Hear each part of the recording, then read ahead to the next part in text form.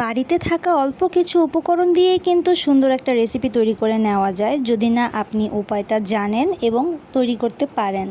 ঠিক সেরকমটাই আজকে দেখাবো। আসসালামু আলাইকুম সবাইকে, আমি নীলা। আমার পেজ লাইফ অফ নীলা থেকে আবারও হাজির হয়ে গেলাম ছোট্ট একটি রেসিপি নিয়ে। তো এখানে আমার বাসায় ছোট ছোট কিছু চিংড়ি মাছ ছিল, আর এখানে আমি আলু ধুন্দুল ভালোভাবে কেটে পরিষ্কার করে ধুয়ে নিয়েছি। আর পেঁয়াজ কেটে নিয়েছি, যেহেতু একবেলার জন্য অল্প একটু রান্না করব, তো এটুকু পেঁয়াজই আমার যথেষ্ট। আর দিকে চিংড়ি মাছগুলোকে আমি ভালো করে বেছে ধুয়ে পরিষ্কার করে নিয়েছি। তো এখন আমি যে কড়াইতে রান্না করব সে কড়াইতে পেঁয়াজ, তারপরে এক এক করে হলুদ মরিচের গুঁড়ো, আদা রসুন বাটা, লবণ, জিরার গুঁড়ো সব কিছু ভালো করে দিয়ে এখন আমি এখানে রান্নার তেল মানে সয়াবিন তেলটা পরিমাণ মতো দিয়ে নিব। তারপর এই সবগুলোকে আমি ভালোভাবে কচলিয়ে পেঁয়াজের রস বের না হওয়া পর্যন্ত মাখতে থাকবো। আমি সবসময় দেখে এসেছি আমার ফ্যামিলিতে যখনই হাতে মাখানো কোনো মাছ রান্না করা হয়, চচ্চড়ি করা হয়, তখন এটাকে ভালো মতো কচলিয়ে কচলিয়ে মাখা হয়। এবং আমার শাশুড়ি মাও ঠিক এমনটাই বলেছেন যে কোনো কিছু হাতে মাখিয়ে রান্না করার ক্ষেত্রে আগে মশলাগুলোকে ভালো মতো হাত দিয়ে কচলিয়ে মাখাতে হবে, যতক্ষণ না পর্যন্ত তেলটা ভেসে উঠবে এবং পেঁয়াজের পানি ছেড়ে দেবে।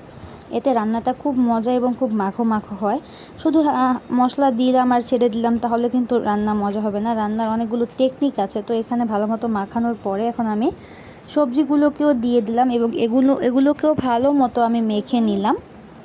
এ পর্যায়ে যে মাছ দিয়ে রান্না করি না কেন, কোনো মাছই কিন্তু এ পর্যায়ে দেওয়া যাবে না। আগে মশলা মেখে সবজিগুলো মেখে তারপর ওপর থেকে আলতো হাতে মাছগুলো ছেড়ে পানি দিতে হবে। মাছটা আগে দিলে হবে কি, মাছটা নরম হয়ে ভেঙেও যেতে পারে। তো আগে ভালো মতো সবজিগুলোকে মেখে নিচ্ছি। এগুলো যখন মাখা হয়ে যাবে এখন আমি আস্তে করে ওপর থেকে মাছটা ছেড়ে দিব এবং মাছগুলোকে আমি আলতো হাতে একটু মশলার সাথে মাখিয়ে নিব, যাতে মাছগুলো কাঁচা কাঁচা না লাগে। আলতো হাতে মাখানোর পরে এখানে আমি খুব বেশি একটা পানি ইউজ করব না, যেহেতু সব কিছুকে ভালোভাবে মাখিয়ে নিয়েছি। এখানে খুব বেশি পানির প্রয়োজন নেই। এখানে জাস্ট হাত ধোয়া পানি যেটুকু লাগে সেটুকু পানি দিয়েছি এবং কাঁচামরিচ দিয়ে দিয়েছি। আনফর্চুনেটলি আজকে আমার বাসায় ধনেপাতা ছিল না। ধনেপাতা দিলে এই রান্নাটা আরও অনেক বেশি মজা হতো। তো এখানে আমার রান্নাটা প্রায় হয়ে গিয়েছে, ঝোলটা প্রায় শুকিয়ে আসছে। সামনে শীতকাল চলে আসছে, এরকম হাতে মাখানো চচ্চড়ি বা ধনেপাতা দিয়ে রান্না করা যে কোনো তরকারি কিন্তু খুবই মজা লাগবে খেতে, তাই না? আপনাদের ফেভারিট তরকারি কি, কোন আইটেমটা পছন্দ করেন অবশ্যই বলবেন। আর এটা হচ্ছে আমার ফাইনাল লুক। দেখেন ধুন্দুলগুলো কি সুন্দর গ্রিন এবং সতেজ লাগছে। খুব ভালোভাবে রান্নাও হয়েছে এবং খেতেও খুব মজা হয়েছে। ভালো থাকবেন সবাই। এই রেসিপিটি ভালো লাগলে অবশ্যই আপনারাও ট্রাই করে দেখবেন। আসসালামু আলাইকুম, আল্লাহ হাফেজ।